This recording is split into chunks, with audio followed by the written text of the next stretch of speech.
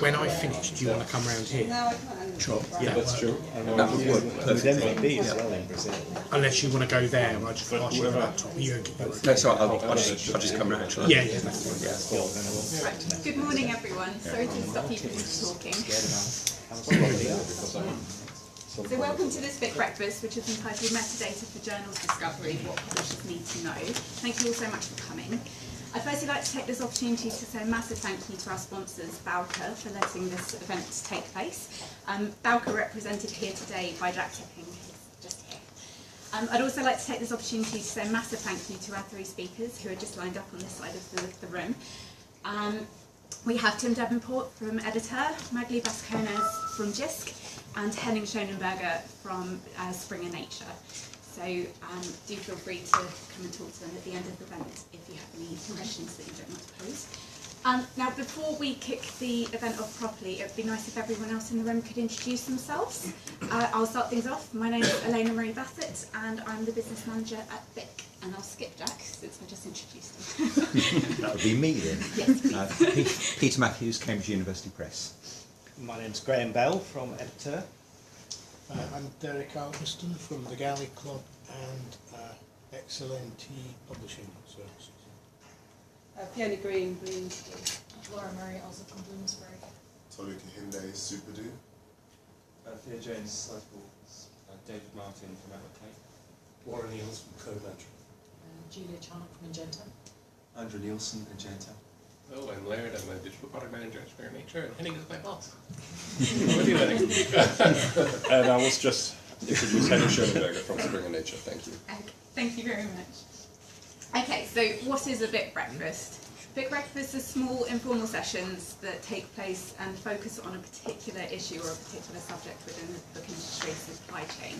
The purpose of them is for you to really learn as much as you possibly can about that topic, so please do ask any questions that you have throughout the event. If you have any burning questions, do feel free to interrupt our speakers. I hope that's okay with you guys. Sure. But obviously, if the less burning questions, then do just store them up. There's a Q&A session at the end of the event, and obviously you can ask them all in one go. Now for a little bit about BIC. BIC stands for Book Industry Communication. We're the book industry supply chain organisation, and we're charged with ensuring that the supply chain runs as smoothly as possible through the use of best practice and the application of industry-approved standards. We have 5 committees, as you can see from the slide in front of you, which help us carry out the work that we do and help to inform the work that we do. So we have the Digital Supply Chain Committee, the Physical Supply Chain Committee, the Libraries Committee, the Training Events and Communications Committee, and we have a metadata subcommittee that sort of underpins all of the committees that we have. We also have a number of clinics and task and finish working groups which are overseen by these committees. If you want any information about anything like that, just come and talk to me at the end of the event. As well as our committee work, we have a number of events. Obviously, you're currently at one. So our BIC Breakfasts are monthly events. We also have the New Trends in Publishing seminar, which always takes place in September, but will be taking place on the 5th this year. We have networking events, which are not overly frequent, but we always have at least one, which is our BIC Bash, which takes place in November every year. And obviously, just gone, we had our Building a Better Business seminar, which takes place at London Book Fair every year. We're also on the web. We have a new website coming, hopefully very soon. An extensive training programme. You have a leaflet in your packs about training, and I'm the person that deals with that, so if you have any questions, again, please do come and talk to me. And obviously we're on all the usual social media formats you would expect us to be on, so do engage in any way you want to. Now I will pass you over to Jack, who will introduce BIC. Thank you.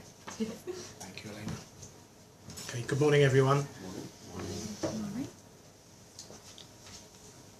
So, who is BIC?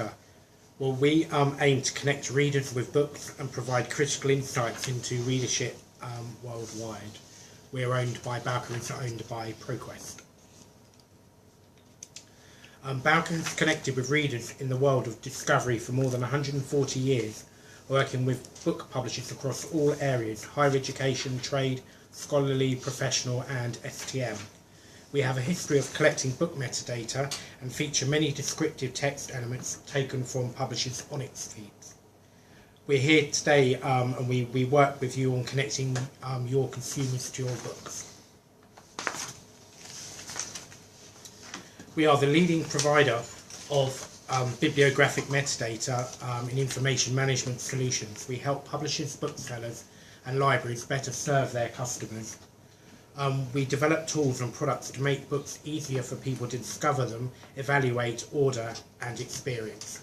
And we provide services to publishers and help them better understand and meet the interests of readers worldwide. And as mentioned before, we are a member of the ProQuest family of companies. Two products I'd like to mention very quickly regarding our discovery packages. We have two. We have Summon and we have Synthetic Solutions that bring the Library On Life catalogue to life. As a library catalogue enrichment service, Synthetic Solutions makes greater use of the publisher's enhanced metadata. And our other product, Books in Print with BIC, aggregates metadata for discovery to facilitate smart collection, development and purchasing decisions. With over 25 million records and 18 million active records, Books in Print allows libraries, librarians and retailers to find titles that are published and tell them information on how to acquire those print and electronic titles. BIC, ProQuest and Ex Libris are now joined as one organisation. The combination of these companies translates to a breadth of products servicing the needs of researchers, librarians, publishers and authors. KBART is recommended for title list data submission to the ProQuest, Ex Libris and other industry knowledge databases due to its clear recommendations of what fields to include, how to format them and its active support by NISO. So that's me finished. If you have any questions about BIC or ProQuest, do let me know. There are my details up there. And now I'd like to hand you over to Tim.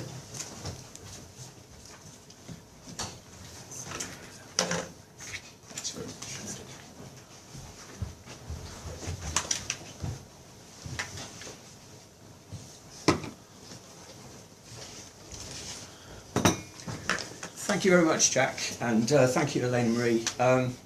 Against all the current turmoil and uncertainty, it's such a relief to come along to somewhere where it's clear that breakfast really means breakfast.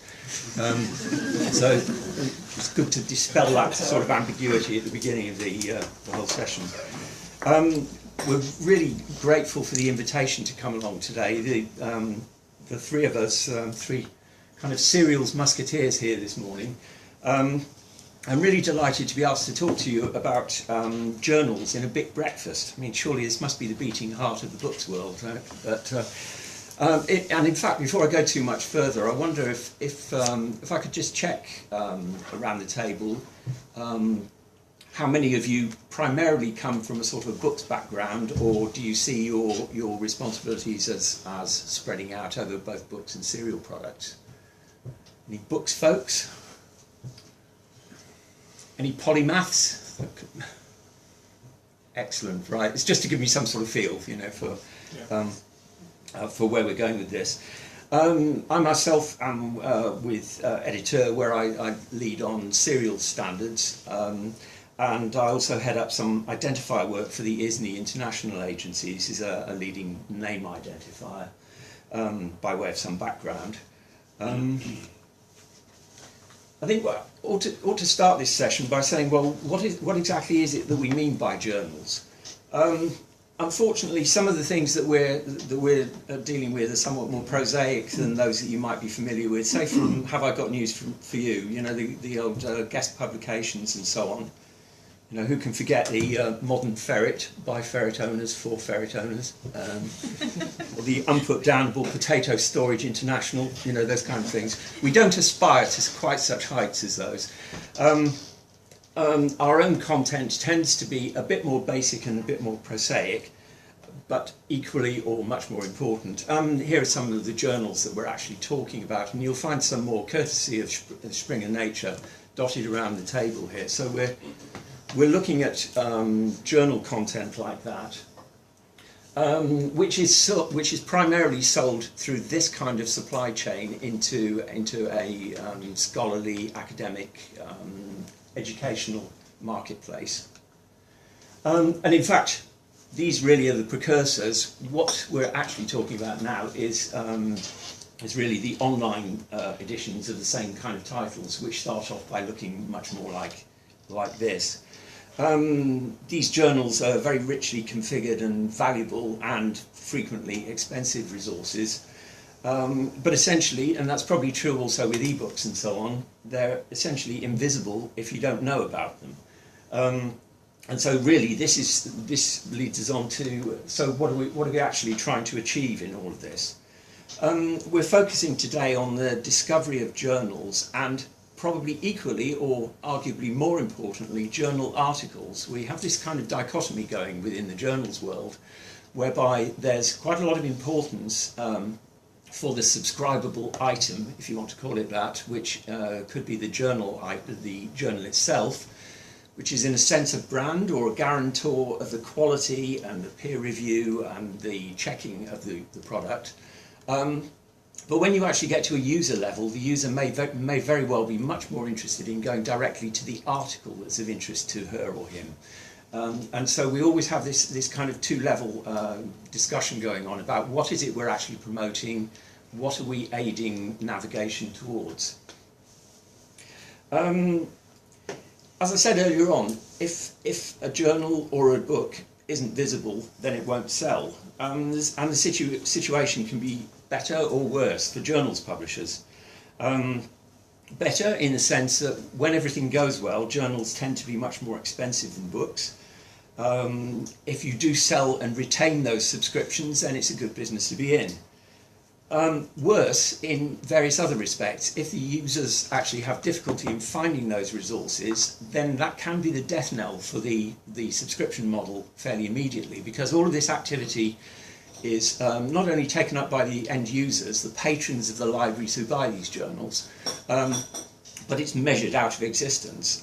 Some of you will be familiar, for instance, with Project Counter, which is a standardized industry method for actually counting the numbers of usages or hits on a journal article.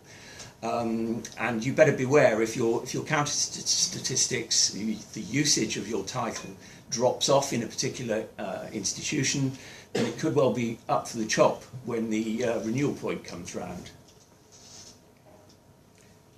So how do we actually go about achieving this kind of situation where we can find and use these resources?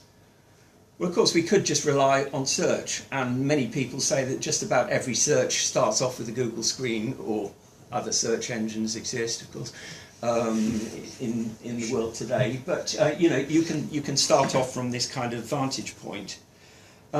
This can take you so far, but possibly no further. For example, you'll frequently come across a paywall as soon as you try to go to the full text of many of these articles. And it's important then that you have mechanisms available that can actually discern whether or not you or your parent institution have actually subscribed to this resource and therefore can get it for free, or whether you're actually incurring extra charges by trying to go in that direction. The trick is to make sure that you as publishers are delivering accurate, timely metadata, not necessarily exactly like our friends at the Esoteric Quarterly, who seem a little bit uncertain about the title of their journal actually, but there are a number of standardized methods and formats to make the ingest of these metadata streams as easy as possible. And this is the first of a small group of slides which I've borrowed with grateful thanks and attribution from our friends at BIC. Thank you for that. You start seeing some of the components of how the information actually gets out into the marketplace. So you can see e-resources over on the right, metadata being created primarily by publishers in the first place, flowing into the marketplace, and coming together at the same time with more library-specific data about not only what's the universe of publications available from this publisher,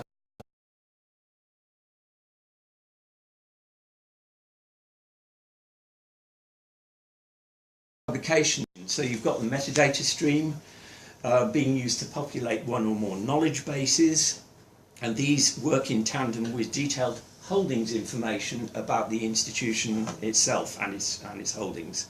And these terms will keep coming back in the subsequent presentations, I think. Of course, typically, journals information is collated alongside that for all sorts of other content types.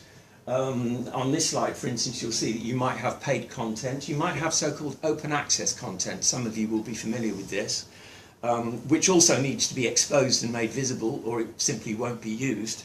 And there may be library or institution-owned content which may derive directly from the parent institution. It might be produced by the lab that also controls the library, and so on.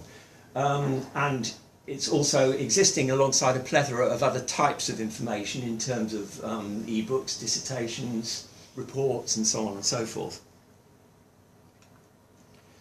Linked resolvers are one of the additional components in this in terms of guiding the library patron to the most appropriate available form of a particular piece of content, assuming that they've identified what they want. Of course, in those rare instances, those very rare occasions, we hope, things can go wrong, resulting in the dreaded HTTP 404 messages or worse. But in a publishing house with well-maintained metadata, we hope that rarely happens. So much for the theory of the whole thing. I'm now going to move on to highlight, and really only highlight these at a rather superficial level, various things which I'd advise you to check out in more length after the presentation. Some of them will be explored in greater length, in greater depth by Magali and Henning.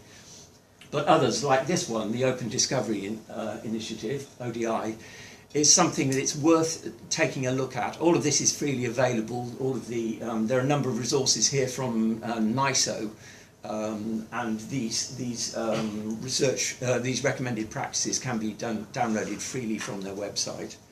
ODI, I'd say, is a great primer on questions in terms of effective information exchange.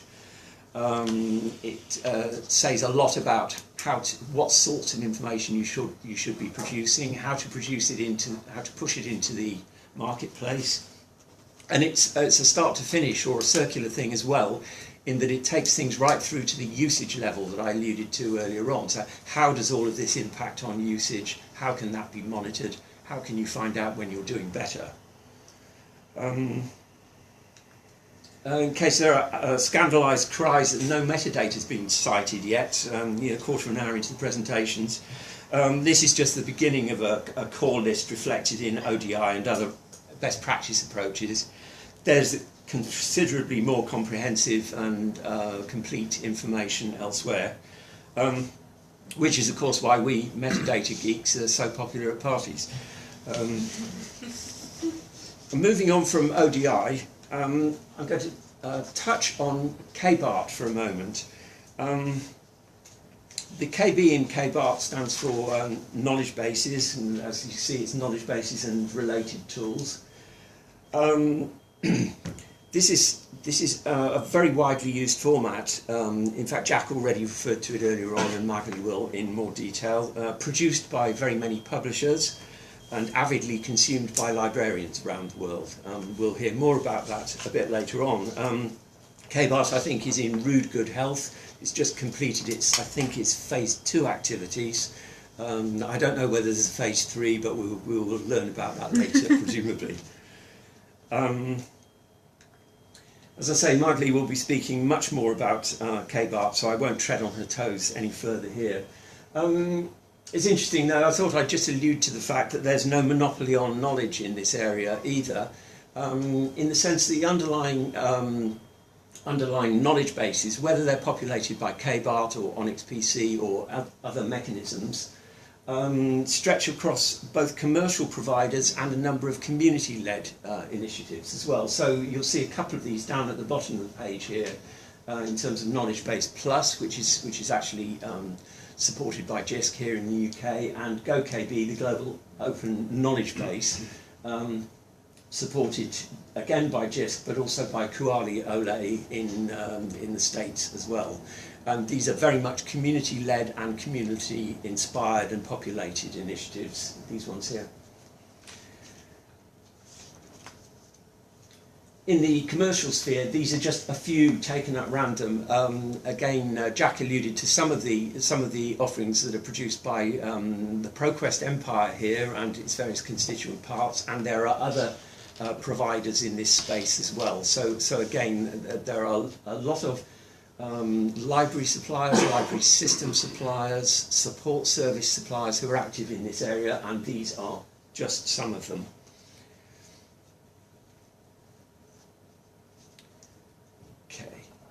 Another format, we talked about KBART very briefly earlier on. Another format that I'd suggest you look into after this is ONIX-PC. Full disclosure, this is a product from Editeur, working together with its business steering group. I see this on this. And again, we've talked about why one might actually be looking at trying to produce this sort of format. It's a highly structured product catalogue format for serials resources, developed and maintained by Editeur, produced by publishers. Henning will say more on this one. For those of you that are more familiar with the books world, perhaps, and maybe that's an artificial distinction, so I won't do that to death anymore. But it's probably the nearest serials analogue to the ONIX books metadata format. In both its purpose, really, and in the structure of the message. It shares a lot of the concepts and the vocabularies and the methodology between those two approaches, although it very squarely deals with journals and other subscribable resources. As with the other ONIX standards, this is very extensively documented on the Editeur website from both a business and technical viewpoint. And as I say, the governance and the business steering of this come from BIC, which is Editeur's special interest group for serials topics. Again, there's lots of information out there on the web which you can pull down and look at later, or I can expand on things at the end of this talk. I'm going to go back for a moment to an earlier theme, the fact that we have this kind of duality going on between the journal title and the article. This is a rather inexpertly sampled extract from a scientific article published April the 25th in 1953, arguably one of the most important of all time, or rather the underlying work which it describes. In a sense, it embodies the sort of dichotomy that we were looking at earlier. Are we driving towards this because of our respect, which is huge, for nature as a brand and a journal and a reputation, or are we driving towards the content of individual articles? For those that haven't spotted it already, the clue is on the right in the diagram here. This was the original diagram in the Watson and Crick paper, which was the first to document the correct structural model for DNA. I still can't help feeling, somewhat in awe, also as a lapsed chemist here, this little thing saying, it has not escaped our notice that the specific pairing we have postulated immediately suggests a possible copying mechanism for the genetic material. So you get everything in the BIC Breakfast. It's biochemistry, genetics, everything. It's all in there. The simplicity and elegance of the whole thing still blows me away. But anyway, less digression on that. But we have been talking about journals, and we have been talking about articles. So I'm going to say a little bit about article metadata structures. Also, before we go to that, just looking at some of the identifiers that are used in the metadata streams. These will be very familiar to you, I'm sure. So looking at things like the ISSN for actually identifying the high-level journal title. At least two flavours of DOIs, digital object identifiers. Those from Crossref primarily for identifying journal articles themselves, and those primarily from an organisation called DataCite, which are frequently used these days for identifying and, more to the point, navigating towards or discovering supporting material and data sets, the material on which the conclusions in the paper may have been based. In the area of identifying authors and contributions, we see initiatives like ORCID, predominantly in this space. And for organisations, things like the Ringgold identifier, the ISNI, which I mentioned earlier, and others, the Grid ID and various other schemes that exist in this. And to normalise things, and again, this is really metadata 101, I guess, wherever possible, try to use normalised lists, public lists, like the relevant ISO standards, or various other things that do exist. For instance, within Editor, we have a whole suite of so-called code lists, which extend these sort of principles so that you can codify and therefore make machine operable lots of the information that you're pumping out into the world, and not relying on interpretation. You know, comments fields and populated comments fields are the enemy of computer-to-computer interrelations. I promised the smallest amount about some metadata specifically of interest in the journal sphere, and I'd like just to touch on two of them here. The Journal Article Tag Suite, JATS, as a set of XML elements that's very widely used to actually characterise and structure journal information, very widely deployed. And another one, a more recent thing, the Access and License Indicator, ALI. This is something else that came out from NISO. And these were its original aims, predominantly aimed at trying to make it easy for systems and users to discern whether a particular article was open access or not. It immediately ran into various sorts of storm over the definition of what is open access, and that nearly marooned the whole effort for about 3 months. But eventually it came out with what I thought was a fabulously minimalist concept. It's a metadata set with 2 metadata elements, which is really good. One is one that postulates that the article concerned is free to read, with various qualifiers. And another one is a thing called license ref, which is a pointer to a location where a license can be found that actually tells you the whole story about what's possible, what's feasible. I'm conscious I'm rushing through this in terms of the time, and I'm just going to wind up now. I put in this, and I'm sure that these will be made available after the session, so that it's a bit less difficult to actually find some of this, find your way through the acronym soup. And I'd just really like to close with two maxims, really. Don't hide your wonderful journal's content under a virtual bushel, whatever that might be. And love your metadata, and it'll love you right back. Thank you.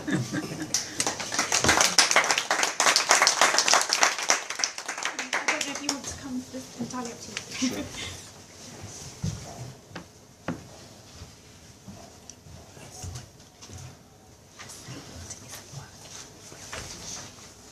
I think it's just the next slide, right? Yes, the slide, yeah, slide. Yeah, thanks for the invitation. I will point out some thoughts about ONIX-PC, but I would not like to do this presentation without also focusing just a second on a product that we just launched at Springer Nature that I'm personally also very proud of, that is somehow connected also to what we are talking about, namely discoverability, especially of journal content. The product is called Springer Nature HSI Graph. And before I do so, I would like to introduce our metadata mission statement. This is something that we developed a couple of months ago. And basically everything that we are doing in our department in terms of metadata, product data, discoverability, introducing new formats or working together with industry groups is somehow from my side and from the side of our department measured against the what we call metadata mission statement. We understand metadata as the gateway to our content. Simple statement. I don't have to point this out further. We provide best quality metadata with state-of-the-art enrichment in all key formats and flavors available in all relevant delivery models. What's the difference between formats and flavors? Basically, there is on the book side, for example, ONIX 2.1 or ONIX 3.0. We of course provide this, but of course there is not only one ONIX 3.0 there's different recipients, they would require different flavors. And basically, we are considering us as big enough to answer those requirements. And our bibliographic metadata is free, open, and reusable. That's a very large discussion that we had in-house to say everything that we consider as metadata, describing metadata, but also descriptional metadata, but also stuff that we put directly into the content as kind of persistent identifiers, identifying data sets. We put this freely to the market, and now this is connected to our new platform, Springer HSI Graph. The idea is that we provide linked open data of all our products, both on the book side, but more than that also on the journal side, into the linked open data cloud. Very briefly, we are pleased to introduce Springer HSI Graph. It's basically the biggest academic linked open data platform to date. All the data sets for now are stored on GitHub, freely available. You can look at them. It's at this moment in time 150 million triples. The idea is that we use this also as an integration. I guess you know that Springer and Nature merged 2 years ago. We have to bring together quite some data silos. It's really a good opportunity to bring all these topics together, and by doing this we are internally, but also using that data externally, are able to connect all the different dots coming from an affiliation to the funds, to the data sets, to the actual researcher, to the content itself, and so forth. And of course, in the background, there's also some powerful ontology that we build up. If you're interested, I'm happy to give you more insights into that separately. The major idea about this is publishing the data directly into the internet, into the web of data. We are putting every data set into so-called URIs, and also we are experimenting with linked open data browsers. That makes, I think, lots of fun. Deep cut now. I'm coming. Well, no, this is in between. We did last Friday a hackathon, or basically a hack day with lots of fun. I guess, Laird, you've been part of that. I was there. It was fun. Some nice outcome. Feel free to look at our pages and see what we published there. Deep cut, Onyx PC.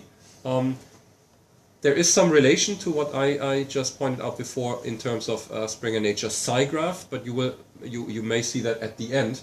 Onyx PC, I will not so much explain now what's on Onyx PC. You did this. I will more point out what we are doing at Springer Nature in terms of Onyx PC. I would consider by now that Onyx PC in our company is the journal product catalog. Springer was actually not the first, but I guess one of the early adopters of Onyx PC. That was prior to the merger. Now Springer Nature is even bigger. We have Onyx PC as a catalog now with more than 3,000 journals from all the various imprints like Nature, Springer, Palgrave Macmillan, and many others. And with the transition of Onyx PC to be considered just as a price catalog, and I think we did this decision some 2 years ago or so, into considering Onyx PC not just price catalog but a comprehensive book catalog.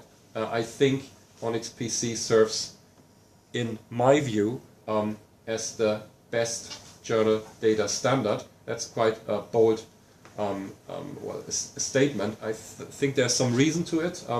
It's on the one side, it's more than just bibliographic data. There's all the commercial data in Onyx PC. So we have completeness compared to other formats. And on the other side, it's still lean, because I think you guys at Editor basically took all the experience from working with Onyx for books. So in the end, all that learning that you have been doing on the book side could somehow, stream into setting Onyx PC up. So there's some kind of proven experience on that side. What is the current settings? We send Onyx PC on a monthly basis as a full file via FTP, so nothing fancy.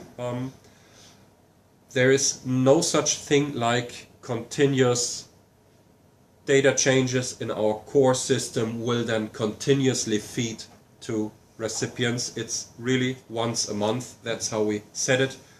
If somebody wants it differently, of course we could do this, but I think this monthly basis is something that somehow worked out well. There's some pending things. We are now introducing a couple of additional currencies and harmonized price types and so forth, just for your information. And that's also merger integration, Nature and Springer. On the Springer side, that's just one example. We had price types like print plus electronic. Somebody who would subscribe to print would also get the electronic access. And on the Nature side, this was a bit different. Also here, we harmonize. So building up such formats will also push you into harmonizing the different business models that you have in the company. So just to avoid this is very theoretical, I just took the opportunity to snipe out. I think that's just a start. I think for every single journal it's much, much longer and also deeper. But it's an XML format. This is the Space Science Reviews, one of our journals. And current recipients are not so many. It's Rasowitz, EBSCO, LM, Information Delivery, Schweitzer, Bureau van Dijk, and we are piloting now or testing with Kinokuniya. So I guess they will be added soon. But honestly, adoption is somewhat not so fast. Yeah, this is I mean these guys that you see here is all on the commercial side, so we don't see so much adoption on the side of libraries or on the side of any open access service partners like DOAJ. I don't know if you, in the meanwhile, Tim, if you have some further nothing really knowledge. In the end, that's a pity because it's a powerful journal data format, but so far it's just on the commercial side, and I would guess it's worth to look also further. I just quote from a recent editor newsletter, and I think that comes out from a discussion that we had at a UKSG in our ICDIS meeting, where we basically decided that editor and ICDIS will look into ways of enabling Onyx PC also in the linked data world. Is this correctly put? Yeah. Correct me if I'm wrong, Graham or Tim. Yeah. In the end, and that ties back to what I said earlier with Springer and HSI Graph, that's a large linked open data proposition that we put to the table. So we as a company believe that linked open data is one thing of the future. The more also data formats like Onyx or Onyx PC go into that direction, or at least link to such opportunities, make not only those formats more sustainable, but especially what we can do with these formats. So of course these formats don't have any self measure. Yeah. Also, an experience that I've been doing when we implement new formats, and Onyx PC was such a thing. It is an opportunity to also do some data cleanup and introduce a couple of new data validations. So in doing so, that benefits, of course, also display of journals on the various internal and external platforms, library catalogs. So in the end, we found quite some ways to improve data quality, by that discoverability, by that reusability of research content. And yeah, test files. I'm of course open to hand over any kind of test files to interested people, may that be full files or sample files. So just get in contact, and I'm happy to do so. That's very shortly from my side. Hand over to, I guess, you, right? Yep. All right, thank you so much.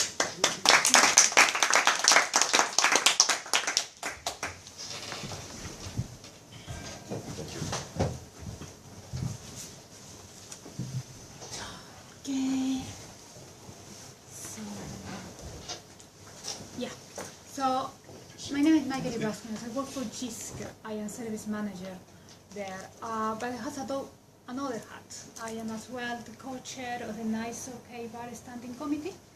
It's a voluntary role, so I don't have a formal job description for it. So first of all, what is JISC? Very briefly, JISC is, we have a charity status and we are active providing services and advice to further education, higher education and research councils and apprenticeship providers as well. So JISC has several services. Some of the technology services more known as the JANET network. We have what we call digital resources services that we are very active on the side of the libraries. So we work very closely with HE and FE libraries. But here I would like to have I will talk a little bit more on the metadata side. So I will talk about Knowledge Base Plus, that's a service and run in JISC, and KBART as well, how they interact together, and how all of it is part of this big picture that Tim has started point saying what is the journals, metadata, and etc. So as Tim mentioned, the problem of bad metadata was analyzed in a report in 2007, the ring resolvers and the state of supply chain. So basically this report highlights that bad metadata was supplied to the knowledge bases, these big databases with publication information, and the metadata was bad. It was undermining the sophisticated technologies of the link resolvers. So the results the end users receive were not what everybody was expecting. As a result of this report, a working group was formed, a working group between NISO and UKG. There was the KBART working group. So this working group put together a phase 1 recommendation documents. So basically, on this phase 1 recommendation document, we asked content providers to provide the metadata on a standard format with the standard labels, the basic information. As you can see, the phase 1 was very basic. It was title, identifiers, volumes, and etc. So the basic information that the link resolver needed to resolve the one results to the end users. In 2014, we published the second phase of the document. Why we did that? Basically, when we were doing the first document, the phase 1, we knew that the librarians and content providers will benefit with more sophisticated metadata. So it can be enriched, but we did it in 2 phases. So in the second phase, things become more interesting. The standard provided by KBART, it added the basic information, but it added information about open access, about ebooks, about preceding titles and title history. That is fundamental to increase discoverability. And as well, the libraries have a better set of their entitlements. In here, despite the fact that the phase 1 were very well adopted by content providers, so the majority of the content providers start creating KBART or KBART each files. For the phase 2, we haven't seen the same amount of enthusiasm. We have witnessed a little bit less enthusiasm from content providers to start creating these metadata files. They are more complete, they are more useful for the supply chain. Why is that? Basically, it's because there is a series of lack of information, probably, so don't understand what the benefits are to provide these files. Lack of resources as well. The content provider needs to invest in providing this metadata. Maybe as well is lack of tools to help them to provide the metadata on this format. So what is the situation right now? The situation right now is we have content provider providing KBART still occur by each phase 1 files, but very little amount of content providers engaging with phase 2, so providing a more sophisticated and more complete set of metadata for the journals. But not everything is bad. Because as well good examples, because content providers engaging, providing, we have content providers that are engaging and it has made, for example, IEEE, they make a research and they saw the difference on the usage, how much they can, the discoverability has increased, so they got some hard data there that's very interesting. We have as well what things you mentioned, community-led knowledge bases. So groups, because KB Plus and JISC, this is not the only one. We have some mirrors there. We have BACON in France and ERDB in Japan. They are kind of community-led knowledge bases. They are doing the same work. So we are creating our own, as a community, our own knowledge bases, and we distribute this metadata along. So telling you a little bit more about what experience in this area is with my KB Plus hat. So what is KB Plus? Well, briefly, KB Plus is a knowledge base, as the name says, but as well, it gives a tool for institutions, for librarians to manage their entitlements on subscription and licenses. But from the metadata, from the knowledge base part, so Knowledge Base Plus is a metadata provider. So all our lists are CCO, so available openly. They can be reused. We provide in several formats, and as well we got an API that can be accessible for anybody. They're used by system vendors, so the commercial knowledge bases as well, they mention Exlibris, ProQuest, Serious Solutions, Innovatives, etc., or EBSCO, CLC, they're using this metadata, using our API or the system they have made in place. So what happened in KB Plus? On the KB Plus sites, so we have adopted KBART, so we produce KBART files, KBART phase 2 as well. It haven't, to be honest, it haven't been without pain. It required a lot of work, technical work, investment, to produce this. It was not the easy part of the development, to be 100% honest. We work with our technical partners. We haven't built it in-house in JISC. We have built it with external partners, knowledge integration and serial consulting. But we have built it as well with the feedback, very strong feedback from the community, the HE librarians that will work with us. So we have implemented as well preceding titles. That is quite crucial, is something that institutions they want, they need, and they don't find easily. So we are succeeding that information to them. We have all the fields that they can be ingested and exported. But our work doesn't stop on the technical side. We have these tools that combine librarian skills with data management skills. They are kind of very particular on for us. But our work in KB Plus as well is a lot about the metadata. So how the metadata enter to Knowledge Base Plus, and we produce a good quality standard metadata in, is not without challenges. It has a process. So very briefly, really, the challenges the team encounter every day is, the first thing is to find the KBART file. So content providers, they are not necessarily very easy to find the metadata. So there is different means. For example, they can be available on the websites, they can be coming from an email, they can be placed in an FTP file, we not necessarily need to get access to this if they are not openly available, etc. So just find the the list is just the first challenge that we need to encounter.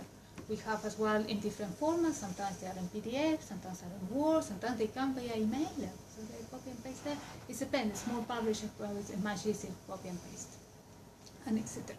So that is our first challenge. And the second challenge we have is clarifying the content. So what we produce in KB Plus is we have general metadata related to a specific publisher, but as well we have what we call consortium-specific metadata related to the GISC deals.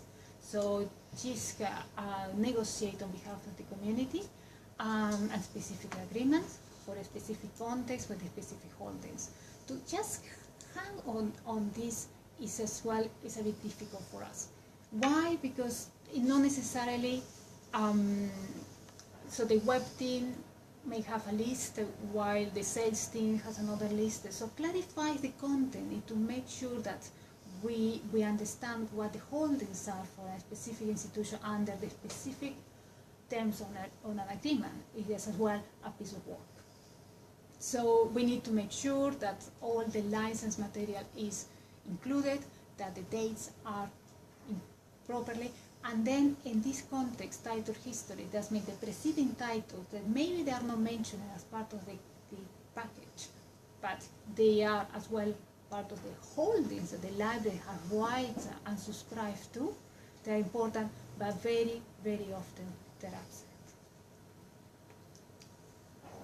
We have as well the quality. So once we got the list, because we know what it should be included in the list, is the work of the metadata. So this work happened for the tools that already explained to you that we have created, but as well we have the team that going through very currently to identify the problems. So the quality is not necessarily always the best one. Sometimes we have duplicates, we have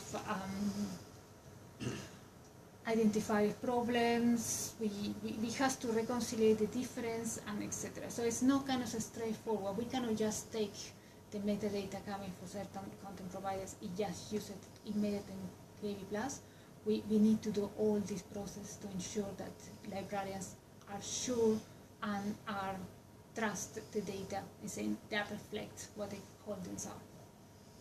We have as well the system vendor. So as I mentioned, so we create all the metadata, we put it available openly, and system vendors can to capture this metadata and use it on their own knowledge bases and display it on discovery layers and etc. We have recently, the last year it has been very active identifying problems on this translation.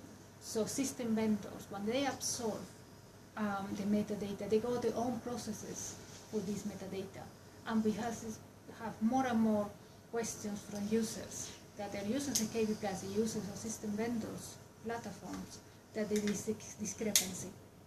And this is not only happening with KB+ data, it's happening across the industry as well. So certain content providers as well, they are putting effort on great work with the data. They start hearing librarians saying that the metadata you have available is not the same that my end user can see in my discovery layer. So we have that layer of problems as well, and this is a challenge for us because we need to come back to our processes to identify what the problem is, and then this is just to make sure as well that we have the correct metadata. And finally, we have the error. So despite all the efforts, despite all the time, despite all the layers of corrections, journals are a challenging area for metadata. The nature of the journals move, merge, cease, die, they're alive. And there is all this complexity that we need to translate in a file is not easy. And it's a lot of things that it haven't been, for example, journals, all journals they have been digitalized now that need to be included. It's a lot of variety of these events that will reflect and become an error. So in that we are lucky, we work with a community, so we got all these librarians looking and working with all metadata, And the fact that the metadata is controlled on the GISC team make that this metadata is curated. So we have layers and layers of corrections, but the community continues sending us, and we have very likely it has that, but it needs to be investigated and etc. So that is as well, so something that needs to be looked after. So why is important KBART in this context? So we encourage, it's important the content providers adopt KBART because it's a human readable format. The quality of metadata at the moment is not tell that we can just trust machine readable formats. We need humans to look at them. We need humans to correct them. We need humans to understand it. We need humans to do a piece of work. It's not just straightforward from machine to machine. So KBART has that. It's a human readable format that allows this work. And for that reason, librarians like KBART, especially. Also because maybe they don't have the tools to work with XMLs, files, and etc. We have as well we need as well an adoption of we need more files that include title history. Title history is fundamental, is the next step really to see to complete the holdings of the libraries. We need as well clarify what is going on with vendor system vendors. But we need to work with them. We need to understand the processes to make the metadata flow really, really useful and happen, because it's not really happening at the moment. And all that just to increase discoverability, all that just to make things that discoverable by the end users, all that for the librarians that has a clear understanding what the holdings, because especially now that is the print copies is a problem for print copies, to hold print copies for libraries. They need to rely on electronic holdings, and the electronic holding for library is really the metadata file. And we have as well, but on the other side, the KBART standing committee. We continue working. We continue supporting content providers that wants to implement KBART. We provide advice. We provide education events. We have an endorsement process. We invite all the content providers to send us the files if we want to work with you to achieve the quality and reaching the application of the recommendations. So that is all really. So I hope it's interesting for you. Thank you for listening.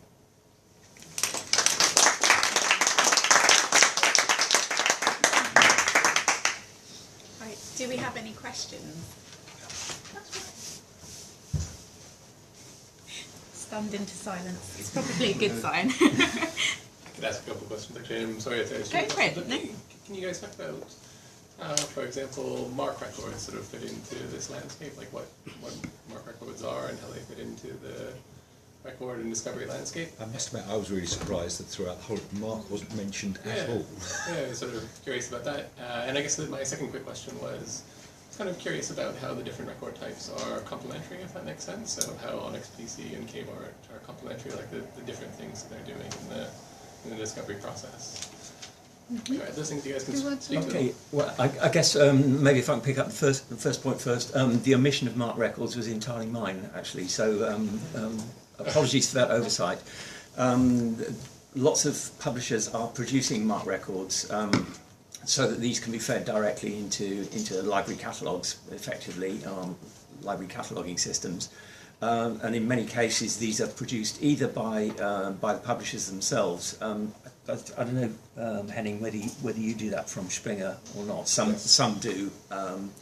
There are also some third-party organisations, I think, that can create MARC records, for instance, from Onyx records and so on. I have to take that one on the chin. That's a straight oversight, I think.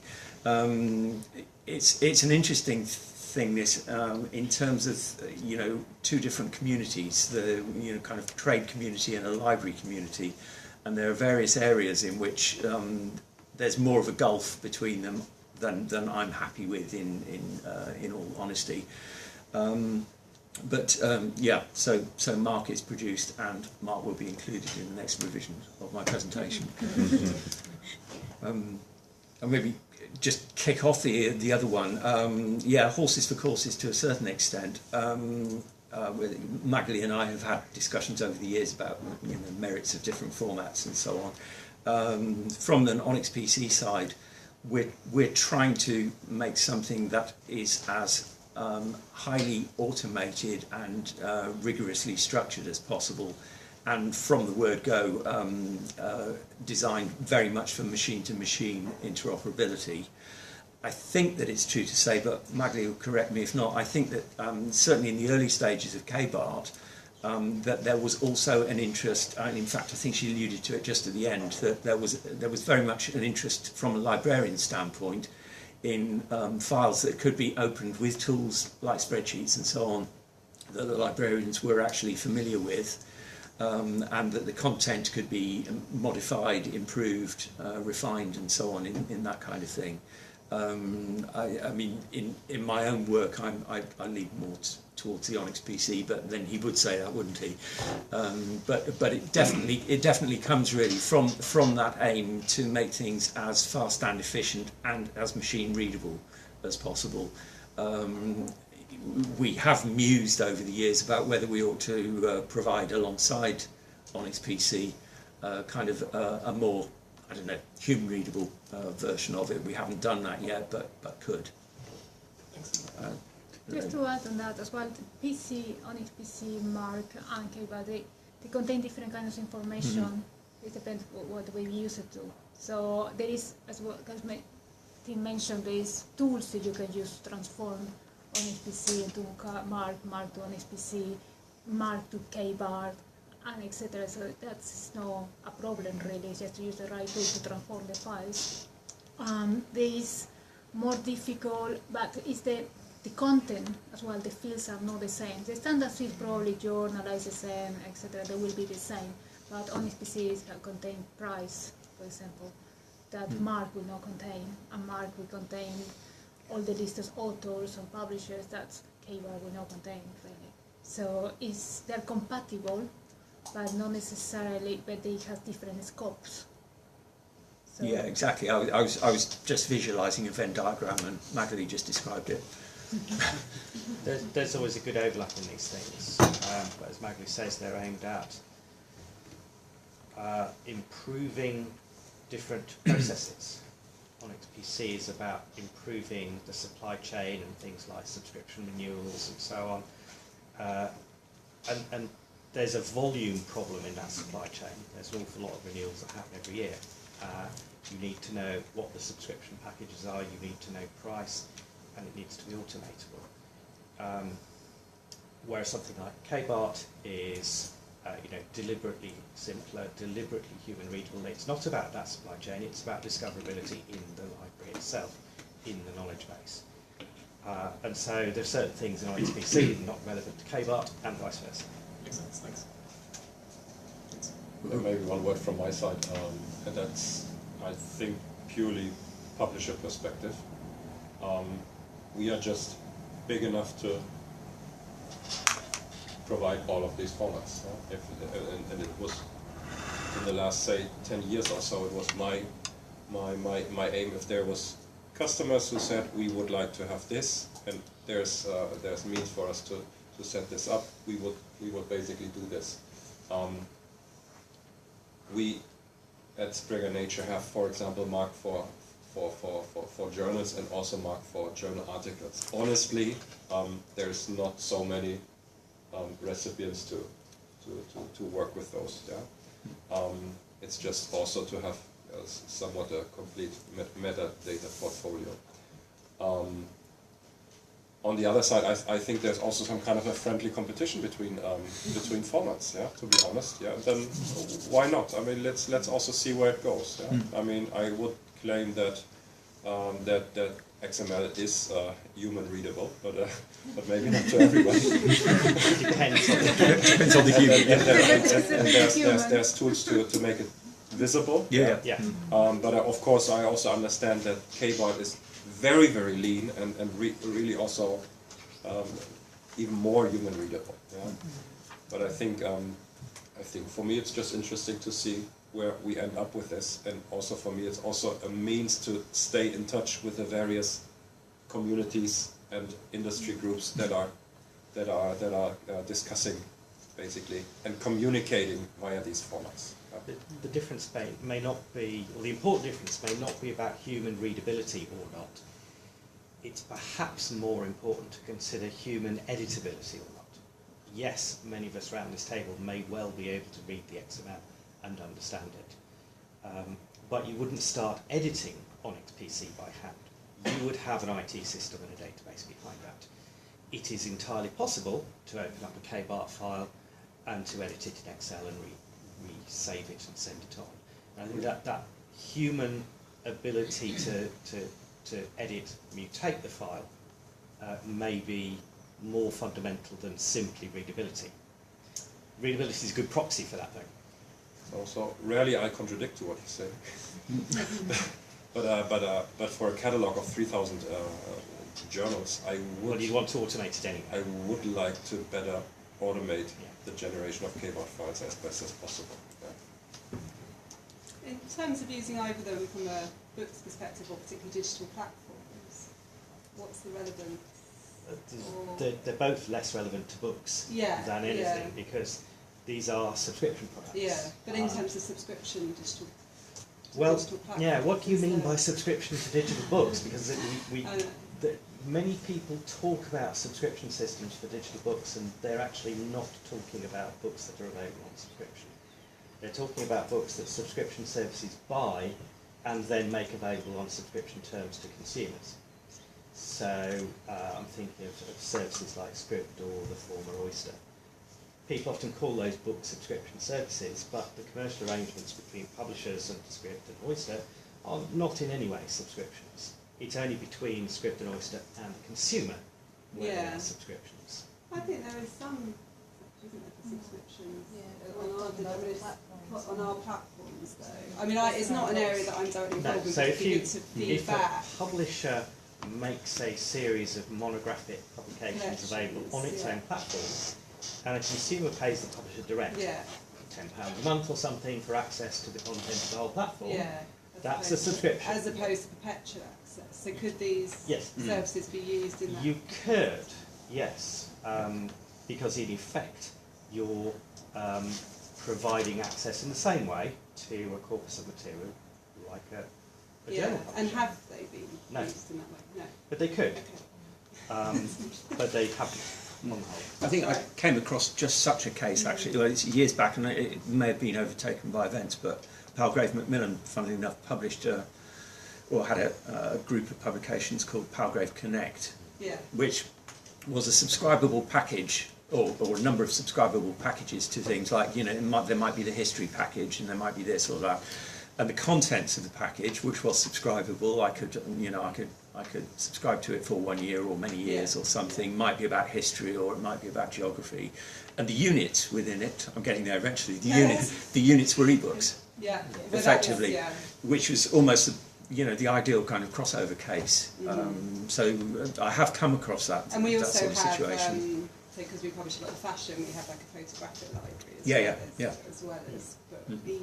So it's suitable. It could potentially be suitable. Yes, yeah, indeed. I mean, within Onyx PC, the concept of the package is there right from the start. So it's not just subscribe to this journal necessarily, but it could be this in print and online form, or this and a whole series of sister journals in the same area, or whatever. Anything that you define as a subscribable product. Yeah. Okay. But, and as well, on the other hand, NISO at the moment is working on set of recommendations specific for ebooks. Oh, okay. So that is the working group is having formed and is working on something more clear, because it's already very confusing. Ebooks are very confusing. It's very confusing for everybody. So that is trying to clarify a little bit this confusion and just get a set those recommendations very specific for all the supply chain of the books. sales, renewal, subscriptions, and discoverability and access as well. So that probably that will happen soon. Yeah. So it's coming. It's coming. Something's coming. Yeah. The core difference is in the business model, not in the fact that they're books or journals. It's about subscribability or sales rentals.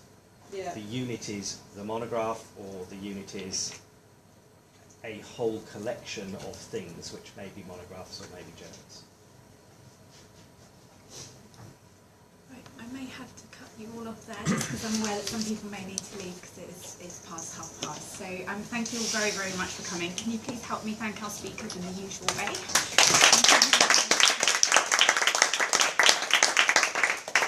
I think I'm right in saying if you have any other questions, then they will be around for another 5 or 10 minutes. Okay, so please do.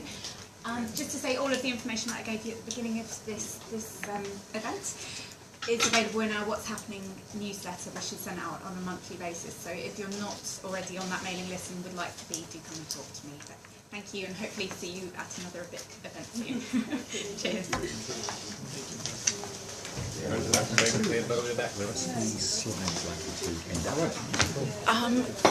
Sorry, let me just. We've made it very